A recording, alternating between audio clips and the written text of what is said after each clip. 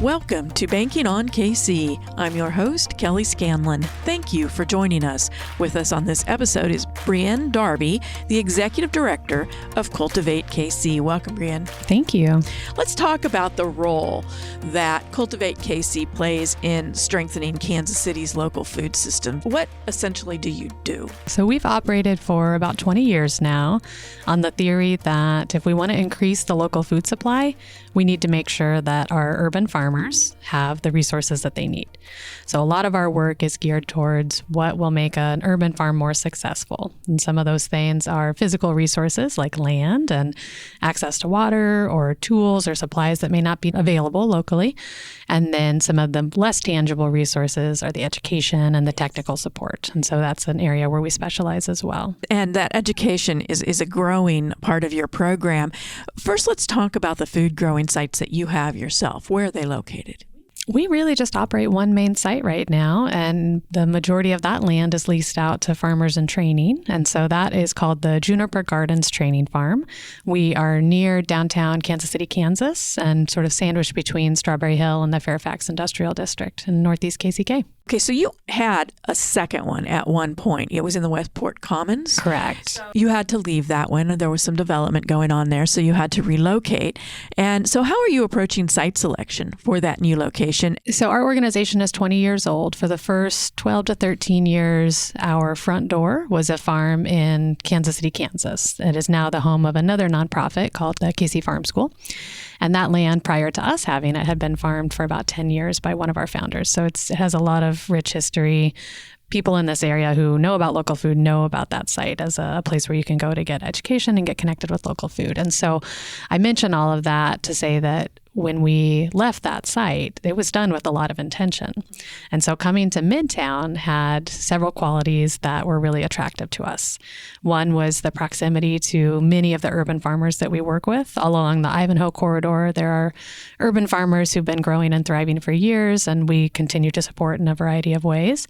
But then I think what was most attractive about Midtown, and anyone who lives here or visits here or works here knows this, but it's a very diverse area. Socioeconomically, the neighborhoods are representatively very different, and culturally.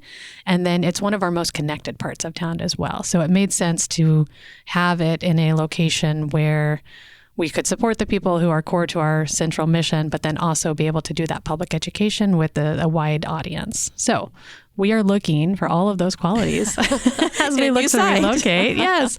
And then I think also a big lesson for us over our history, and it's become very apparent lately, is that the strength of partnerships is really important to our success. And so as we look for that relocation, we're looking for not only partners on land access, but also programming. Let's step back for just a minute. It occurs to me, maybe I should ask you to define urban farmer. Is that somebody that's got lots of acreage somewhere in the city, or could they just have several tomato pots on their back porch? I think urban farming, as far as the definition goes, is growing that's happening in an urban area. I think it's maybe helpful, but hopefully not harmful, to make a further distinction between farmer and gardener. And most people would say that an urban gardener is somebody who's growing food primarily for their own consumption, and then someone who's into urban farming is someone who is looking to derive some income from their growing. It's not a hard and fast definition, but that's generally the folks that we're working with are the ones who are entrepreneurs who are running their own farm businesses in urban spaces. You talk about your programming. There's one in particular at the Juniper Gardens that you mentioned just a few minutes ago that has really become a standout. A lot of people will recognize it, and that's the New Roots program. Talk with us about that, and in particular, how it helps participants move from training to running their own farms.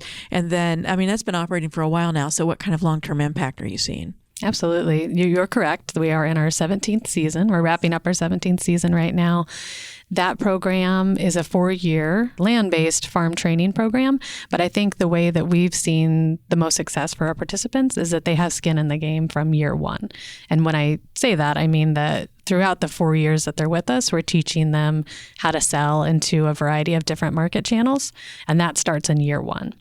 And so the best ways that we have found to help sell and market produce for the folks in our program are direct to consumer, which is the fancy word for going to farmers markets, and then wholesale, so getting food into institutional partners or restaurants.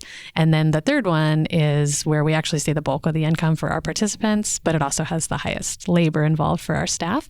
And that's organizing a community-supported agriculture program or food box program. So our customers give us a set amount of money at the beginning of the year, and then for 24 weeks throughout the season, they are guaranteed to get a share of the produce that's grown throughout the year. And so do they come and pick that up? Is it delivered to them? How does that work? It's pickup, but we do have 5 sites around the metro where someone can elect to pick up their share each week. Who are these urban farmers that see an opportunity to use your services? Do you have a profile?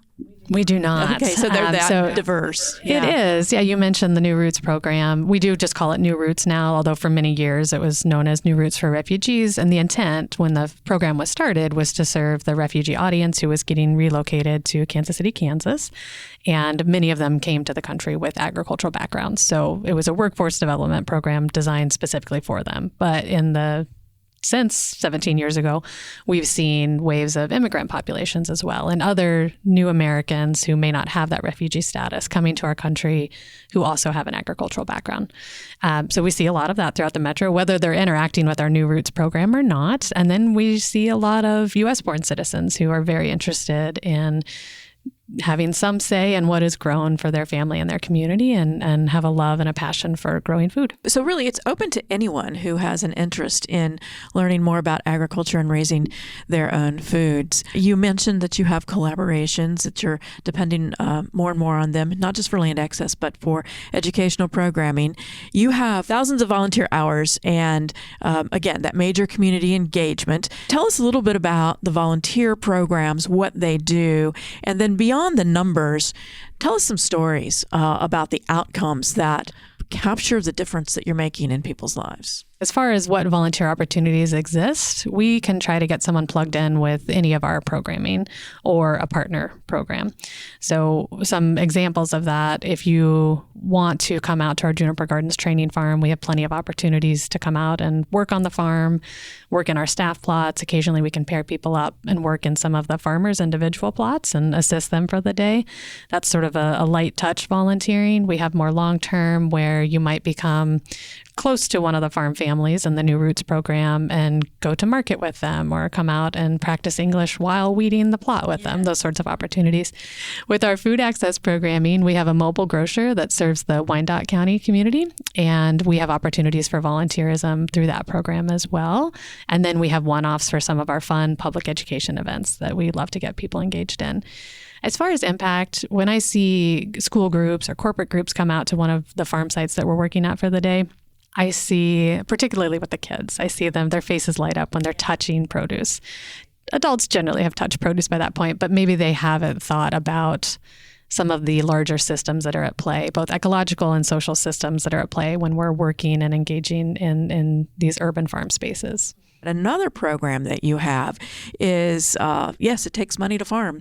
And so you are trying to connect some of the urban farmers with the capital that they need. Talk to us about that program. This is something that we've done in stages over the last 12 to 13 years, and it started with us doing our own grant making. So we could give out these Get Growing mini grants for $3,500. It's not much, but it helps a farmer buy a tool or fix a water line or do something that's going to make their business more sustainable. And by doing that, you are able to grow more food for our community.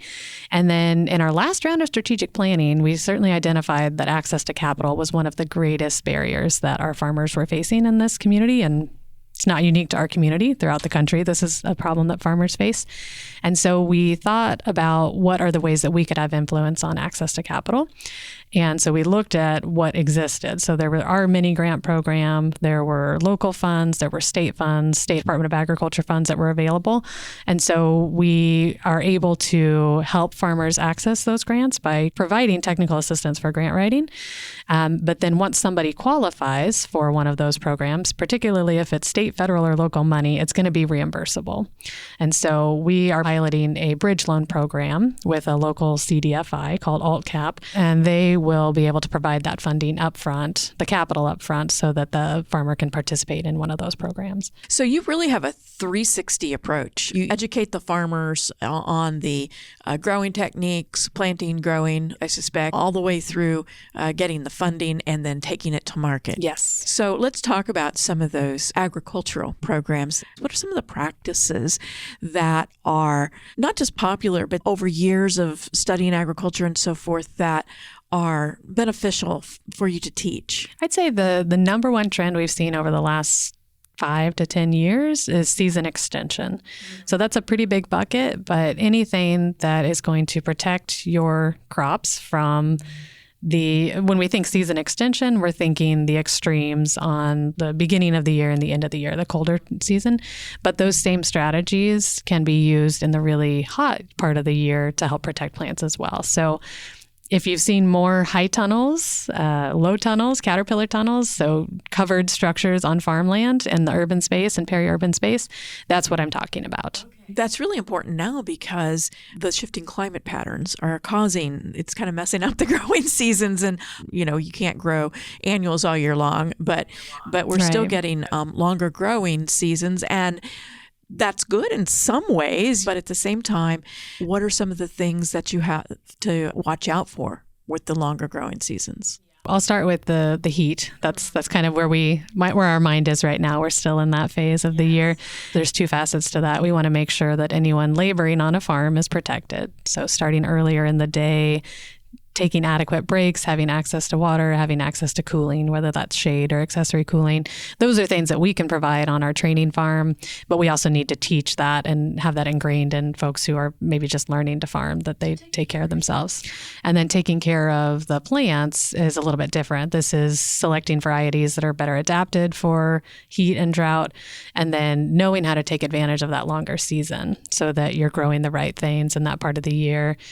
That's an upside, getting more days of non-frost. But then the downside is that our pest populations aren't seeing the declines that we used to with the colder weather. Yeah, that's very true. All right. So you're educating the urban farmers, but it sounds like you also need to make the public aware of what you're doing and how they can access the food that's grown, because the farmers have to have a customer.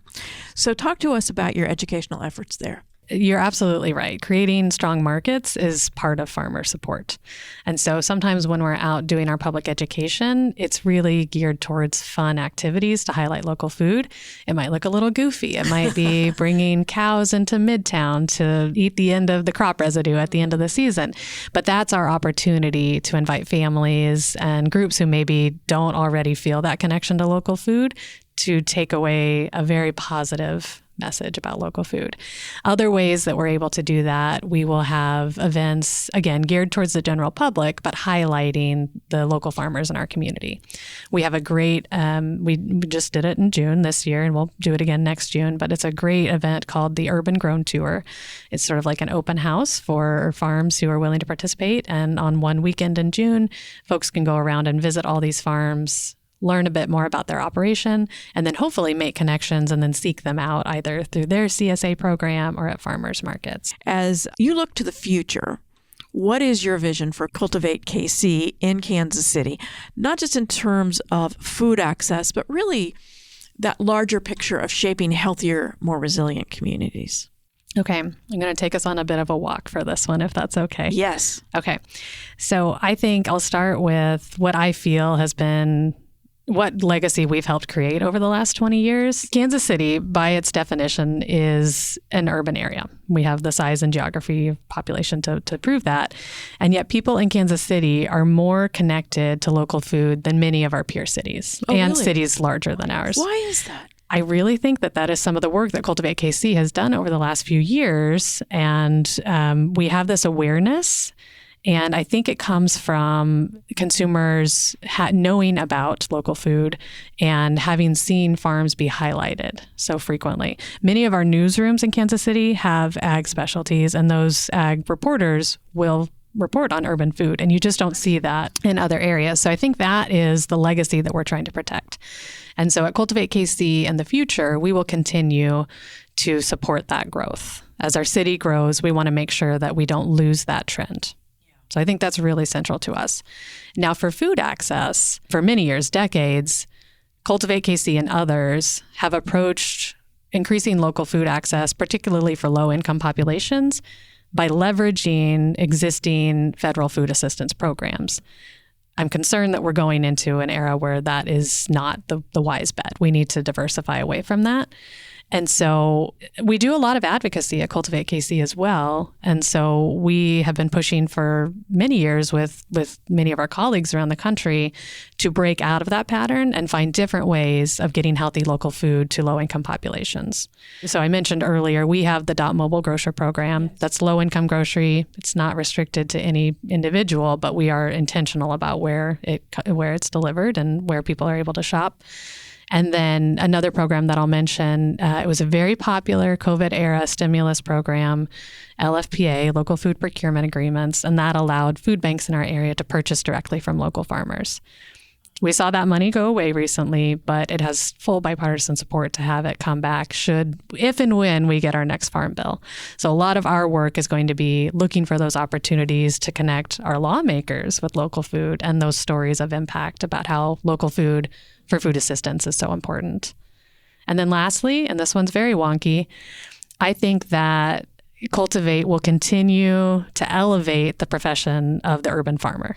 In what way? So when I started my career 15, 20 years ago, urban farmers were looked down upon as not legitimate farmers. By the larger farm community? Okay. Correct. And I feel that when I look at Kansas City now, that's not the case. I think people understand what farming is, or urban farming, and why it's important. And so I think there's some continued PR work to be done about legitimizing this as a profession. But then the harder work is making sure that our municipalities understand the zoning that is required. What kind of strides are you making with the municipalities? So Kansas City, Missouri is the only of our municipalities in the metro area that has an urban ag ordinance, which is that's a win on its own. There are, as I mentioned, our peer cities earlier, many of them don't have that.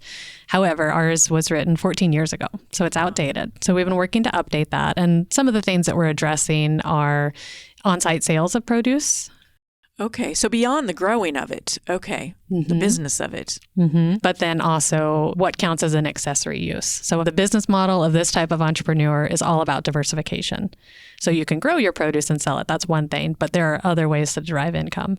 And we want to make sure that this type of entrepreneur isn't being prevented from diversifying their business in a way that's going to make it more successful. There are a lot of home-based businesses that rely on an office in the home, and many cities allow that. But if you have plants growing in your yard, crops growing in your yard, and people coming in and out, that probably requires a little bit more crafting, I guess, of the ordinance. Does, yeah, more attention. Farmers want to be able to extend their sales season by doing what we call value add, taking something that was grown and preserving it in a way that they can sell it later. That needs some discussion. Yeah, so jelly, jars of jelly or canned vegetables and things like that. Farmers want to capitalize on the popularity of urban farming and local food by having events on farm that they can sell tickets to. So where are these urban farms mostly located? Now you have me curious. Are they in suburban areas or are they on the outskirts? I just think about the typical plot of a yard in a suburban area, and it just doesn't seem big enough. So a lot of the farms we work with are on less than half an acre, particularly if they're in a statistically urban area. If we think about Kansas City, Missouri, there's a big concentration in the third and somewhat the fourth council district, but really that third district. If I think about Wyandotte County, where the farms are located is going to mirror where the parcel size gets larger. So sort of middle of the county in Wyandotte County, and then as you head west, you're going to see more of that urban farming. You mentioned collaborations. Talk to us about some of the organizations that you work with in any capacity, really. But I can say that over the 20-year history of our organization, we would not have thrived or survived at all without partnerships. Some of our earliest ones were with Kansas State. They were very interested in urban ag when other land-grant universities weren't there yet. So they just get started. They provided some early research into farming systems that work for urban farmers that we could then help get the word out about. We mentioned Catholic Charities earlier. There would be no New Roots if it weren't for the partnership between Catholic Charities having the audience and the expertise to work with refugees and Cultivate having the farming knowledge. On our advocacy efforts, we had worked for many years with KC Healthy Kids who recently closed their doors. We collaboratively formed the Greater KC Food Policy Coalition with that organization. What types of organizations are you looking to have conversations with? It seems like there's a big trend right now towards seeing the intersection of local food and health. And it's always been there, but I think healthcare and local food is probably the smart money right now as we're looking for partnerships. How did you get involved in this type of work? I have just always had a passion for growing. When I was young, my parents let me start a garden at home. And then throughout my educational career, I was on a high school campus and then a college campus as well that was very welcoming of students' ideas. And so I was allowed to start some farming programs on campus. And then I started farming for a larger farm after school. Professionally, I started my career with a public garden in Denver. They, as well, were very accommodating for my desire to start building some urban farm programs. But it wasn't until I got my master's degree in public health that I started to see that connection between food systems, community health, as well as helping define the identity of an urban space. So there's volunteer opportunities. If someone is interested in any of those things, what's the best way to reach you or to get more details about it? We have a great website. I'm really proud of our representation. So cultivatekc.org is where you'll go. You'll find information about all of our programs, all of our upcoming events. There's a tab for volunteer opportunities. And then we aren't taking CSA signups right now, but you are welcome to get on the wait list and sign up next year. There's also a tab on our website for farmers markets. So you can go there and find the farmers market nearest you, learn their hours, and start visiting. All right. Well, thank you so much, Brien, for coming on the show today to talk to us, to add to that awareness. You're doing very important work here in the community, and we're very happy to be able to host you today. Well, thank you for having us. We really appreciate it. This is Joe Close, Regional Leader for Kansas, Missouri, and Texas. Thank you to Brien Darby of Cultivate KC for being our guest on this episode of Banking on KC. Cultivate KC is helping grow Kansas City's local food system by supporting urban farmers with land, training, and tools to build sustainable businesses. From the Juniper Gardens Training Farm to the New Roots program, Brien and her team are giving farmers the chance to gain experience and bring fresh, healthy food to neighborhoods across our city. At Country Club Bank, we believe strong communities grow from the ground up, just like the farms Cultivate KC supports. By helping entrepreneurs access capital and strengthen local economies, we're proud to play a part in keeping Kansas City thriving. Thanks for tuning in this week. We're banking on you, Kansas City.